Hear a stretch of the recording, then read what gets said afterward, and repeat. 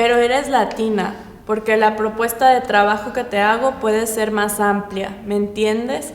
¿Te ha pasado? ¿Conoces a alguien que le haya pasado? ¿Cómo te ha hecho sentir esta situación? Pues, a ver, siempre que por el hecho de ser mujer latina, siempre se cuestiona por ejemplo, soy una mujer que tenga mucho pecho, estás operada, no sé, o que, por ejemplo, solo por ser latina, pues ya tienes el estereotipo de mujer ardiente.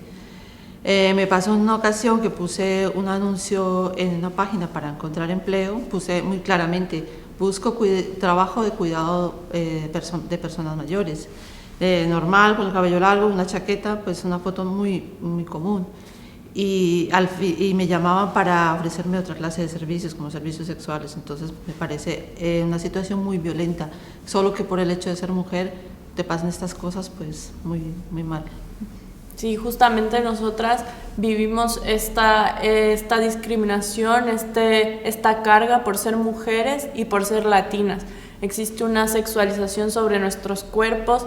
A mí no me ha pasado específicamente en el ámbito laboral, pero sí en otros espacios sociales donde me he desenvuelto, y se nota que existe un estereotipo y un prejuicio sobre ti por ser latina.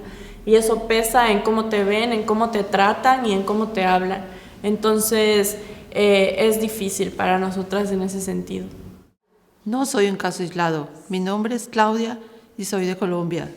Estoy harta ya de los estereotipos que hay en torno a las culturas. No soy un caso aislado y el racismo no es un caso aislado en esta sociedad.